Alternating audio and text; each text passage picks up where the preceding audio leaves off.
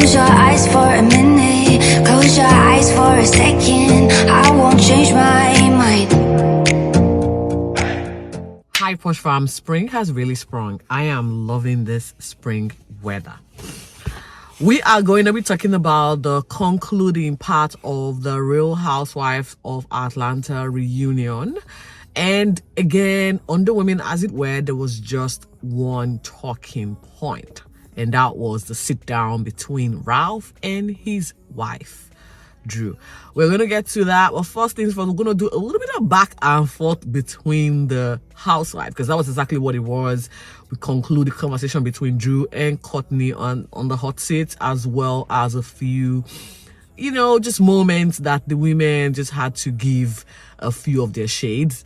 But there was just, again, one light-hearted moment. Like, these women, you would think they're friends, but nah, they're not. Well, we did, however, have a light moment amongst them during this particular second part reunion, and we'll get to that again. But first things first, though, some housekeeping. Thank you guys for subscribing to my channel. I do appreciate your support. Again, please continue to watch these videos, share my channel with your friends and family so they can subscribe and help me grow. I do know that I do get quite a number of views here, which is good. However, the views are not matching the subscription. I want you to do something for me, and that is hit the subscribe button. And again, thank you so much. With that said, let's get into the talking point that was the second part reunion of the Real Housewives of Atlanta season 15. Yes, we have successfully come to the end of the season 15 of this particular franchise. Can't wait to see what they got in stock next year. We do know there's going to be a massive shake-up with the cast. How that is going to look, I don't know. Will your favorite still be on?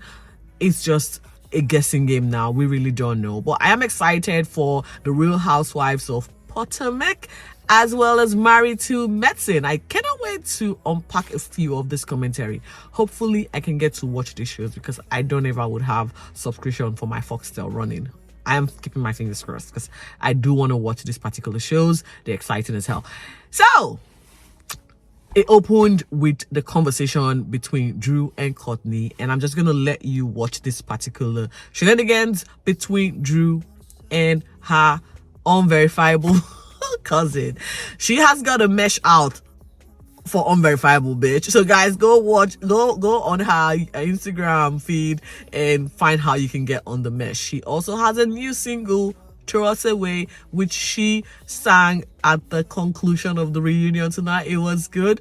It was, however, awkward because the lyrics were in fact about her husband Ralph, and Ralph was sitting right there as she did her performance, which was just awkward. But I guess it's befitting, because Ralph sometimes needs to sit down and just listen to his wife's serious vulnerability, and maybe that might help them and fix their relationship. We'll get into all of that.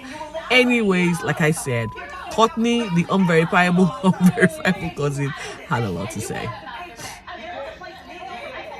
and Drew had to address her and literally shut her down. This was epic, and that was why I was like, guys, you need to watch this particular one. It was epic, deserving.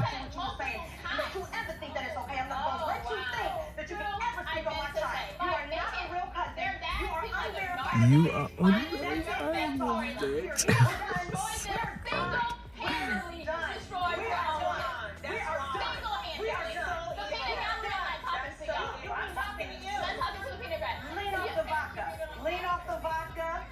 I think this scene was sort of lukewarm for me. I mean, the entire episode was kind of lukewarm. However, they tried, you know, they gave their best shot but it was very lukewarm and not as exciting, or, you know, it didn't give what it's meant to give when it comes to a concluding series for, you know, the season. It was just blah. But this moment, yeah, for sure. And I'm going to definitely give it to Drew here. She held her own, and rightly so. And just before Courtney and Moyetta left, we found out that Moyetta actually has a an orphanage in Africa. Good on her. We didn't even know. I mean, that's part of the things that we should be talking about on the show, right? But this was never brought up. It was never mentioned. Or if it was mentioned, it didn't make it to air. So good on Moyeta for, you know, having that charitable heart to give back to people who would say we need it more, you know. And that saw the ladies have a break, and this is another backstage drama because we can see Marlo and Sheree having to take a little dig again or give themselves a tap in the back, giving the she news that was supposedly throwing shade at Candy. We saw that, you know, go down. These two women are just vicious. They're so, you could see they are, whatever they're doing is malice based. It's not as a result of an issue that's happened. It's just malice, and it's dirty. And in the midst of this, we then saw Allison, or rather unverifiable cousin Courtney, walking into Raf's dressing change room, and I don't know what she was trying to do. And this is where this is the part everyone is actually like questioning the relationship, and that is the fact that are these two cousins, or is there something more between these two? Because it doesn't look like the relationship dynamics you would have with your cousin. It looks very suspicious. And in the midst of her trying to have a conversation with Raf, we could see Allison walking in, and you know, a word of exchange between these two was inevitable. At the end, I'm not sure if it's Courtney's assistant or Ralph's assistant kind of shush her out of the room, and Madame Courtney continued on with her brainwashing. And why is Ralph listening to this woman? Why? And this is where I find it a little bit appalling, and that is the fact that we know Courtney is a single mom, right? So she's obviously been through a divorce type situation. And where is the women supporting women banner or the loudspeaker that we try to preach? It's not in sight here. You're supposed to be trying to mend fences. There are kids involved, and you know that you have been through it, or you are in it, and you understand how the heartache goes, or how the pain cuts deep.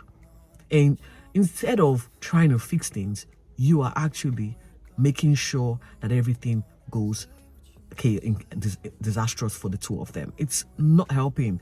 You are not looking good right now, because from my perspective, from my point of view, do I think Ralph and Drew are going to ultimately go their separate ways? No. These two, from the way they are speaking, which we'll get into, there seems to be something more for them to fight for. We know that according to Ralph, he still loves his wife.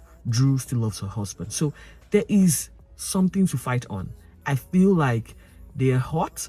They need some space to, you know, think and come back and just talk it through. Ralph needs to listen. Ralph has done a lot to destabilize or cause chaos or bring this marriage up to the brink of where it is at now. So if they come together, have this conversation without cameras, without assistants littering the house, without family meddling, with all of the white noise put aside, I feel these two can come back from where they are. I feel these two can make their marriage work. And we'll get, again, like I said, I keep saying we'll get into it, but the back and forth continued with us having to check in with Sanya. Sanya's only moment was with her family, and obviously the miscarriage that she had. We could hear her talk about, you know, we had a highlight of her season, and that was basically her having issues with her sisters and her sister's husband, as well as trying to kick them out of the house, and then also her charity that was supporting homeless women to get shelter. It also then went on to the sad news of her miscarriage. Now, what is sad here is the fact that, according to Sanya, the miscarriage wasn't the issue. The issue was the fact that Kenya did not reach out to her. I know, guys. Like, you had a miscarriage. According to you, you bled to the point where you had to have blood transfusion, and you are upset by the fact that Kenya didn't reach out to you. She got flowers from Malo, she got Uber Eats from Malo, she got flowers from Sheree, she got a phone call from Candy and Drew, but she didn't get a phone call from Kenya, to which Kenya actually said, well, I did call you, you did not pick. Which has been the case all season between these two. The relationship, I don't understand where it's at. I don't even know why they are angry or upset or just not vibing properly, because we haven't seen a reason that would cause a discord or disunity between them. However, they don't seem to see eye to eye. Kenya declared here though, supporting her pregnancy, because according to her, after her miscarriage, she didn't take long. A month after, she got pregnant again. Good on you, Sanya. She learned her lesson the first time, and that is to keep short until it was safe to let the world know she was pregnant, which she did the second time around. Did that maybe do the trick for her? Who knows? We can't really tell. But Kenya, we can actually see Kenya saying, well, I do support you. We had a conversation about having a twin pregnancy on the show. However, if you feel like I did not, I did. But I am still now telling you to your face in front of the cameras that I am upset at what you went through. I am deeply affected by what you went through, and I am also in the same vein happy that you have come out of it and now have a positive news to share. We also found out that Kenya is now putting to bed the plans of conception. Thank God, Kenya, common sense prevailed this time.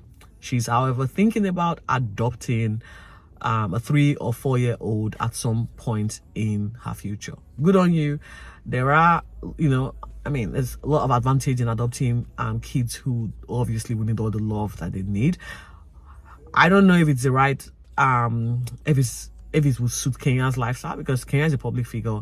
Having to have an adoptive child in a positive, in the public light, I don't know, but it's a good deed. It's a good gesture. However, Kenya, I think you probably need to think this through again. Okay, you're adopting a child for a lifetime. It's not a temporary thing, so you need to think it through. That's what I'm gonna say about that. The story then moved to I think during the conversation between Drew and Courtney, Sheree had to chime in her 2 cents. Apparently, she got wind of some material, and this material, it came in the form of prints that was sent to her house. She doesn't know who sent it. Really, Sheree, are you expecting us to buy your bullshit lies that you don't know who sent it? Well, what was in this particular manila envelope? Chats between Drew and Ty, because according to Courtney, the reason why Raf is filing for divorce is because Drew cheated. Now, we do not know if Drew cheated. Drew had conversations with Ty. Candy had to explain how this Ty person came into the picture. Drew made a made a statement alluding to having a girl crush, or chasing a girl crush, or rather having Ty as a girl crush. And I think Candy or Monietta heard this, said something to one of the cast members for the movie The Past, who then invited Ty to come on set. And that was how Drew met Ty. And it just sort of progressed from there, or the friendship progressed from there. Again, do I think it's a big deal? Absolutely not. And yes, maybe there were 1 kiss or 2 or 3. I don't think it's enough for Courtney to or whoever is now distributing manila envelopes around Atlanta. It's not enough. We didn't really get to read the content, or the content of that particular manila envelope wasn't read out. Andy alluded to the fact that it was incriminating.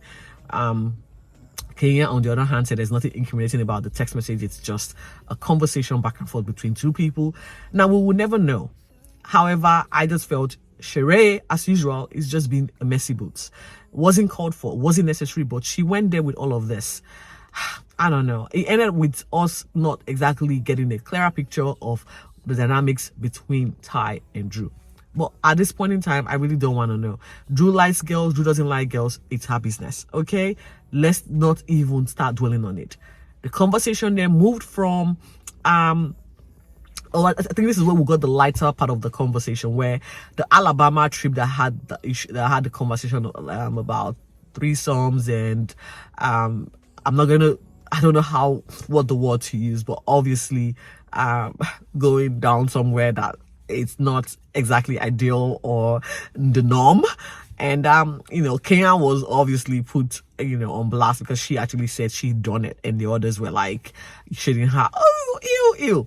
The only person that did not take offense or see anything wrong was Candy. Of course, Candy is a freak of the show. The peach launch of, her vibrator launch, was also one of the lighter moments, where it then got us asking, or Sheree decided to ask Candy what is her freakiest. And of course, Candy said, well, she's done everything, anything you can think of, she's done it. And I think good on Candy. Candy has never been anyone to shy away from being real with her sexuality. She's owned her sexuality, and I think that is why I like her. Is she is a confident Black woman, and what's not to like about this woman? She is beautiful, successful, and in her own lane. I guess we would not know all of the freaks that they have in them because of the fact that they want to front or put up a different image to the world, but we really don't care. We're just here to watch you guys thrive, succeed, and obviously shade each other. That's why we watch the show, and that's why I watch the show. Anything else is just bonus, and passing. Doesn't have to it's just passing. Get to the rough sit down with Drew. There was a moment between Marlo, Sanya, and Candy. I think that had to do with the conversation around the incident, the shooting incident at her business, Old Lady Gang, or some of the one of the, I think Andy wanted to know, this whole thing happened 2-3 years ago. Why bring it now? It wasn't a big deal 2-3 years ago. How all of a sudden became a big deal? According to Marlo, the fact that there was a recent shooting triggered it for her, and she decided to bring it up or make it her business. I think Andy did something there. Let us know that Marlo was being disingenuous, which was clear as day. Disingenuous. Sanya again decided to be the spokesperson for Marlo, to chime in and put her 2 cents. It didn't really go down well with Candy. Candy's like, I'm not really talking to you. You should, stay out of this conversation. But she refused. And this is the part that I'm upset about Sanya. Sanya has no storyline in this season. So she tried to be the mediator. It didn't really work in her favor. She took sides every time. Because when you're a mediator, you're supposed to be neutral. Neutral, she wasn't. She wasn't neutral. And so I guess at the end of it, Candy and Marlo are not going to be friends. They are determined to be cordial for the sake of the show, which is what it is right now. Candy let her know, you're jealous of my success. And I think this is where Andy brought up a question from some lady, Sheree, which we know might be from Sheree herself. Sheree's like, oh, you're so successful, you don't want to be among the group anymore. Why are you still on the show? And I think that was just uncalled for. You don't determine what level of success is enough for someone and when and why they should leave. It's their business. It's not your call to make. Now, you might be jealous and envious of how they are succeeding, but you can't tell them, leave this show, because the show is giving them the platform to keep succeeding. Now, you being jealous, it's your problem. It's on you. The green eye bandit should constantly, you don't try to project your envy state to someone else. It was, I don't know, Andy kind of was a little bit messy with this one. However, he's the host, so obviously nothing is off limits according to Andy, The particular season and reunion concluded with basically Drew and Raph just having this fight or altercation or argument about their situation. As soon as I think the comment about Ty came up, it was revealed that Drew's assistant, again with all these extras in their lives, was the one that leaked the information to the cast, and everyone else, was like saying, actually, the assistant is the one that leaked the information. They all confirmed it. Candy, in fact, confirmed. And it's, again, quite telling, because I'm sure I said this a few episodes back, that This guy should let go of the white noise. They have got too much staff and too much people in this space.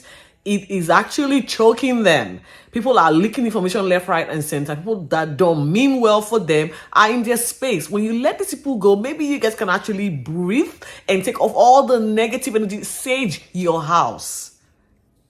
Sage your house. After Drew walked away, she came back. But before that, you could see Kenya trying to have a conversation with Ralph, like telling him that he is not being sensitive to his wife's feeling. Ralph has got no clue. And Auntie was like, did you think to have walked, to have to comfort her, just so, and he was like, oh, I thought about it, but I didn't make a move. It was quite surreal to see. Ralph has got no self-awareness at this point. Dude has got no self-awareness. Kenya trying to tell him exactly what he's doing wrong, to which he was like, Kenya, how long have you been married for? Or how long were you married for? Like it mattered if Kenya was married for two weeks or 8 years. It's the same thing. You marry someone and before you know it, they start to unravel, and it can be for 6 months and you realize, oh my God, I've made a huge mistake. I want to get out, or I want to maybe try and maybe hoping for the best. Well, then you don't need to stay 8 years, because Drew is saying that for the entire course of the marriage, she's been feeling this way. She's always felt disrespected. Ralph has always had other people, other women like cheating on her and doing stuff with complete disregard for her feelings, dismissing her feelings. So Ralph, it doesn't matter if Kenya was married for 2 years or 10. It's the same thing. Anyway, Drew came back and there wasn't any resolution to what is going on, to the dynamics at play. I guess the situation is, let's see this whole play out. Hopefully it plays out in the next season. That's if they are asked to, come back. Drew is now going to sing her newest single, Throw Us Away. This particular song is based on what's going on currently in her marriage. Quite profound. It was a beautiful performance. I'm just going to give you a snippet of it, and that, as you guys know, concludes this season of Real Housewife of Atlanta. I hope you have enjoyed me running the commentary here. I have tried. This is my first commentary for the Real Housewife of Atlanta franchise and the Real Housewife franchise as a whole. I hope I get better at the commentary, on most importantly, maximize my time and not be long-winded, because I can't help myself sometimes. I am long-winded. Again, thank you so much for watching, and as you are enjoying the break from the Real Housewives of Atlanta, get prepared for Atlanta and Married to Medicine. Until then, guys, stay safe and be focused. Bye.